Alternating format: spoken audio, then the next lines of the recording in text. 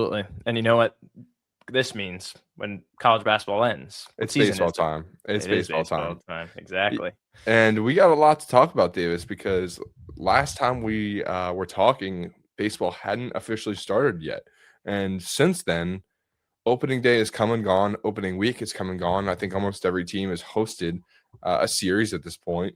And since then, we gotten a couple big debuts, and we can talk more around the league as we go. But let's talk about the rookies first. Let's start in non-Philadelphia, Pennsylvania. Let's start with Connor Griffin and the Pittsburgh Pirates. He's the number one prospect in baseball, Davis, and everyone has been anticipating his arrival in Pittsburgh. It took a week, and I think they did that for contract purposes more than anything, it sounds like, which is smart. But he's here. He made it up in time for their first home game, and he had a big hit, big RBI for him. I think it was like a double to get a run home, and then he scored the following at bat. So, like, a couple good signs for him. But people are starting to get a little too ahead of themselves with the Pirates, I think. I love their pitching staff. The pitching is not the problem. We can talk about Skeens, Jones. We could talk about Chandler. We could talk about a bunch of guys. But, like, what do you think about Connor Griffin? What do you think about the Pirates? I actually kind of like the Pirates this year. I would not be shocked if they, for the first time in what feels like 10 years, and it might actually be 10 years, they start off September kind of in the playoff hunt. Like, they improved in the hitting aspect more this year and in free agency than they have in recent memory. I mean, they brought over, even though Ozuna from the Braves, now Ozuna from the Pirates, is starting off. He's one of the worst hitters in the league right now. They still have Ryan O'Hearn, who is playing very well right now, and they have a few other guys that can most definitely lead this team to a few wins. I agree. What was that? What was that? That was a flag. That was a flag. Let's just keep going, keep pushing. No. This Pirates team's pretty good, but I think the Central, a lot of it's because the Central is so bad. Whoa, I was going to say the division's pretty good. I mean, the Cubs are a very good team. Their lineup is actually awesome. They got a good pitching staff. I think they're going to be good. Same with the Brewers all around. Like, oh, for sure. No. I think outside of those two, like, I don't like the Reds and the Cardinals. Really? Are actually Reds are off to a good start.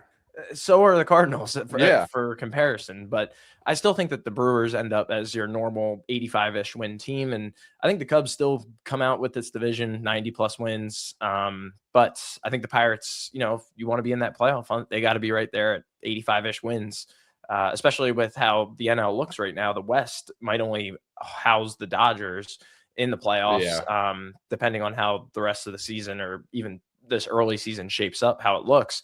But the NL East, I mean, you're seeing the Phillies, the Mets, the Braves are off to a good start. The Marlins are in first place right now. That's not going to last long, but you would think that the Phillies, Phillies, Mets, Dodgers, Cubs, Brewers, maybe you slide one more team in there. Could it come down to the Braves and the Pirates? I could see it being. I could see that being a possibility. And then let's not throw out the Giants and the Padres yet. I think one of those teams could make a deadline acquisition and compete. There's still a playoff spot open for them. So there's 7, right? So in my opinion, I think it's the Braves, possibly the Padres, the Pirates. Yeah.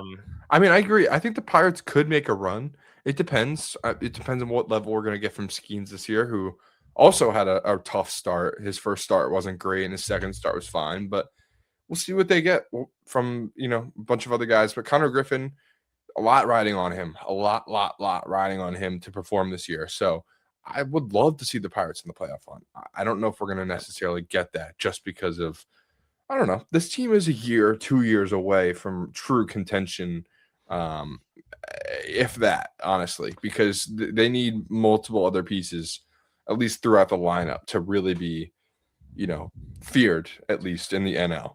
Well, that's the thing with baseball, too, is they just have to want to spend the money. Like, that's how you get, unfortunately, that's just how you're going to get good in this league. Yeah. So that's also probably the reason we might not see baseball in 2027. It's because these players want a salary floor, but the GMs want, or the owners want a salary cap, which neither side is going to budge on that. Yeah. So we might not play baseball next year. So let's not talk about that. Let's keep things focused, because I'm the most into baseball I've been probably since I was like 8 years old. Like, this is a big year for baseball. So the fans that we get this year, make sure that you're aware also of what you're saying in 2027, because there might be a bit of a pause year. But for that purpose, let's just talk about the future a little bit more. Let's talk about Andrew Painter, who's actually making his second start tonight, Davis, in San Francisco. I don't think that the game starts to like closer to 8:30 or 9. So we got to wait. But Andrew Painter had a great first start against the Nats last week. A lot anticipating, or a lot riding on him in general, because he was a first round pick multiple years ago. I think 2021 or something like that at this point. Yeah. It's been a while because he got Tommy John surgery going into 2023 spring training. This guy dominated the minors. He went from like low A to double A within like a summer, basically a couple years ago. Has pitched extremely well at every level. I was looking at his high school stats recently last week during the game. He was like 6-1 with like a 0.38 ERA in high school, which is ridiculous. Ridiculous. I know it's high school, but still, like, this guy is awesome. And then he had a bad year last year. Just come back from Tommy John. I assume he was trying stuff out, but he looked great last week against the Nationals. And he's pitching tonight, which I'm really excited for. I know we just talked for 15 minutes about the national championship, but I could be more excited for Andrew Painter's second start than the college basketball national championship. Yeah, depending on how the national championship goes at halftime, my screen might be flipping over to watch Painter absolutely dicing it up in the third inning. But exactly, the young talent here in the MLB this year is better than ever. In the past few years, it feels like, especially in the Rookie of the Year voting towards the end of the year, I feel like it's for the past few years, it's been like, oh, obviously it's Skeens and Merrill were or Bobby Witt. It's like obviously one guy, but now we're getting quite a few guys in both leagues that are starting right now, and I think absolutely can make a push for this award. And I think it's going to be a lot of fun as the summer goes along to see how these young guys do. Connor Griffin, Andrew Painter at the top right. You got Chase DeLauder, who's possibly off to the best start in maybe the MLB or at least the American League. He's got the weirdest swing I've ever seen in my entire life. He does. He actually debuted last year in the wild card series against the Tigers and made an error on his first play in the outfield, which is pretty awesome to see that he's now like comfortable. Like, obviously, if I was just thrown into the outfield for my first ever MLB game, I'd be shaking. My bones would be shaking. So it's fun to see that he's playing well, and we're seeing a lot of other guys too. So baseball is getting exciting. Yeah. Do you want to talk about Joe Adell? I know you want to. Yeah, Joe Adell. Joe Adell is a weird guy. He had so much hype coming up out of the minor leagues. It's so funny. I remember hearing his name so much, but he really showed out the other night. That's for sure. And the Mariners on Friday night robbed 3 home runs. I feel like that's insanely rare, insanely hard to do, like 100%. Not appreciated enough by the general population, right? 100%. And I don't know if you saw, I wish I put this picture up, but there's a picture of him in the stands. Yeah, I saw that. So awesome. That is an iconic picture. But I mean, one of the best defensive efforts ever, possibly. Robbing 3 home runs. And not only that, do you know what the score of that game was? Was it like off by a run? It was 1-0. The Angels won 1-0. Yeah. Oh my God. He won them that game. That's pretty awesome. Cool. Yeah. That's pretty cool. Yeah. That's pretty cool. I mean, it doesn't get cooler than that, like robbing a home run in the crowd, but doing it 3 total times in a game. Yep. That's tough. I mean, at this point, this guy has to hit better, because you have all the momentum in the world. You can become a household name. And if the Angels make the playoffs, they'll love you forever, because 100%. They can't make the playoffs with Trout and Ohtani. But if Joe Adell, of all people, leads them back to the playoffs, you'll get a statue there, buddy. Don't worry. Yeah. And then just rounding out the picture collage that we have up, Max Fried just been out of his mind to start the year with the Yankees. Shocker, he's getting better with age. Yep.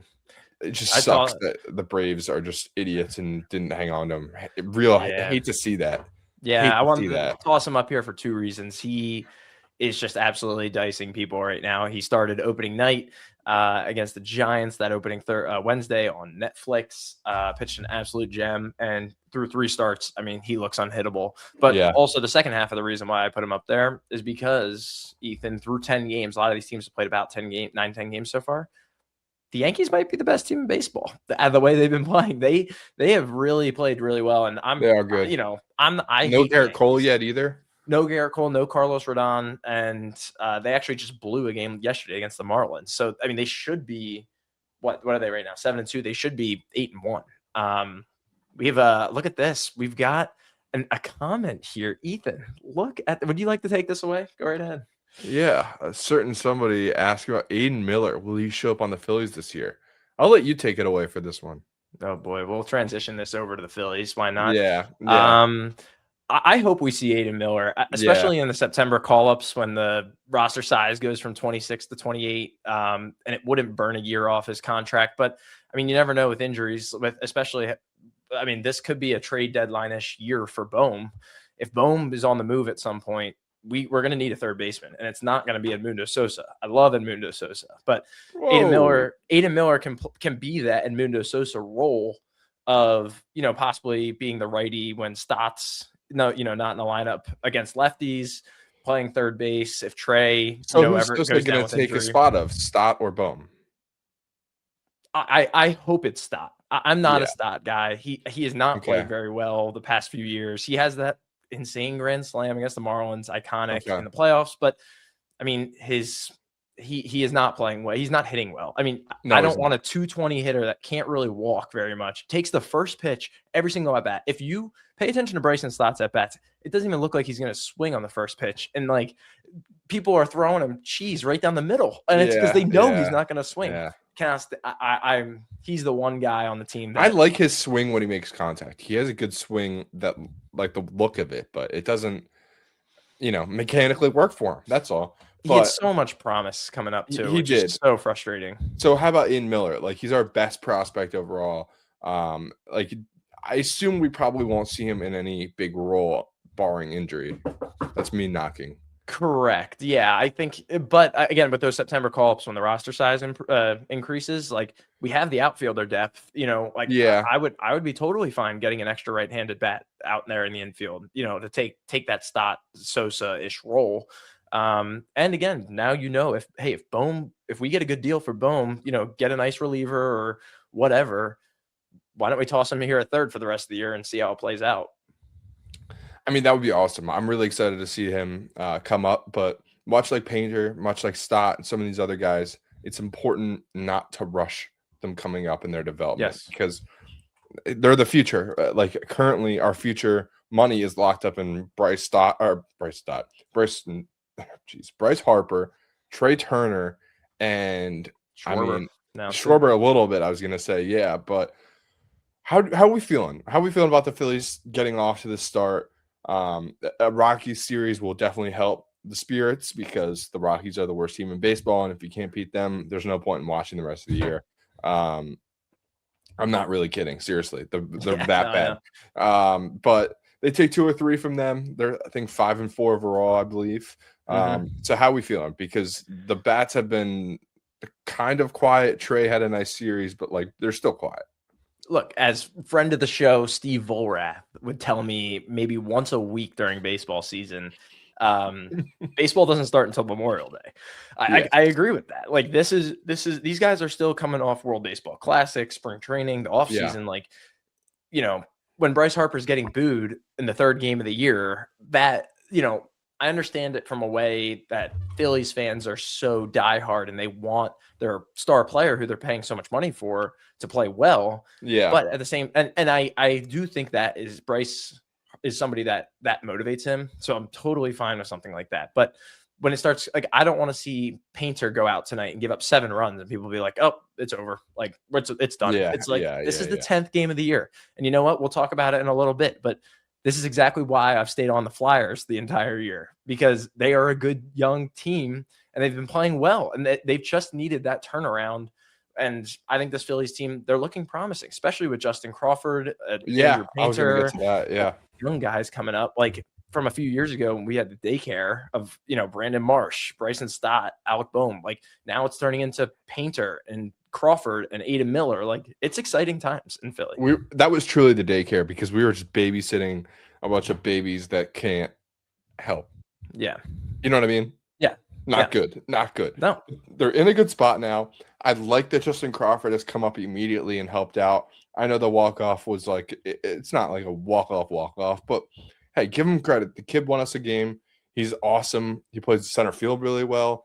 Then Painter, like he is the future of the staff. So we will see what happens.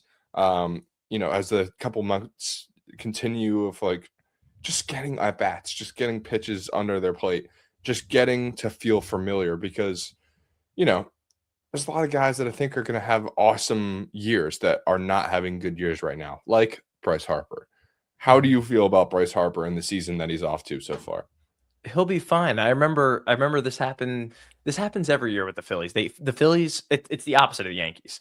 The Yankees always start off hot. The Yankees always have a summer slump, and people worry about them. I feel like over the past few in my life, and in the playoff hunt of Phillies in my life, like we always start off 500, and then come middle of May, we start getting hot. And you know what? Like, look, if we can start to get hot in this series right now against the Giants or coming up here pretty soon, I think we play the Diamondbacks next week. We play the Braves coming up pretty soon. Like those, once we start getting these really meaningful games and these guys start getting warmed up, baseball is half confidence. I mean, it really is. So, if we see like I loved seeing Bryce hit that homer against the solo shot against the Nationals and the big comeback. Because it's like, okay, like you just need one thing to ignite these guys. Exactly. And not saying that Bryce's homer was what won us the game, but I mean, that was a huge turning point. Like that's a huge turning point from being down 4 to down 3 or whatever the difference was at that point. Mm-hmm. So I think that it's a confidence thing for these guys. And I hoped that being in Colorado and Coors Field was going to do that. But, losing the game yesterday with Taijuan Walker on the – I mean, it's Taijuan Walker. Like he's terrible. What are we gonna do? We can talk about, whatever. Wheeler's hurt. It sucks. And he's just, the plug-and-play guy. But he's terrible. Yep. I mean, at this point, I know it's starting pitching and it's different from coming out of the bullpen. But do you even want him coming out of the bullpen? Last year he actually pitched pretty well out of the pen. I know he did, yeah. So it's like toss him back there. Like let's do it. You know what I mean? Or let's throw Tim Maeza or somebody as an opener for him. Like clearly it seems like he does not get off to the right start when he starts games. Like the first inning seems to be a problem for Taijuan Walker. So my solution, if I'm Topper, toss in an opener. Like be futuristic about your managerial decisions. Not futuristic, be smart. Be smart. Yes. Like optimize where you're putting guys in and what spots you're putting them in for. And that's also why I like Justin Crawford should be playing against lefties more often. Like that should be coming more, but we know Rob Thompson's a big splits guy with righty lefties. So you gotta live with your decisions sometimes. And then before we move off the Phillies, let's just talk quickly about Adolis Garcia. 10 hits so far this year. He's looked great. Brandon Marsh, 10 hits this year. He's looked great. And then obviously Christopher Sanchez just running the pitching staff. Anybody else you want to highlight that's not getting enough love so far? Maybe Duran. Duran had that wild pitch in his second game that we were at, actually the second game of the season, which we ended up losing that game 5-4. But I mean, the pen has been okay. Like so far, it's been pretty good. It hasn't been horrible. Obviously, we lost that blowout game against the Nationals, which Taijuan Walker help. started. But those are 2 Taijuan Walker starts. Take those 2 Taijuan Walker starts out, and this team's playing pretty well. But I think that the lineup, the middle of the order, needs to get the props so far with the Garcia Marsh. Because they've been playing really well. Marsh hit a 450 homer in the first inning of that Coors game on Friday. Yeah, we just need the top of the order to come through, which is not a sentence you really want to say about a team that has as much money invested into said top of the order. It'll come. It'll come. It will. A lot of games to be played left. Let's get to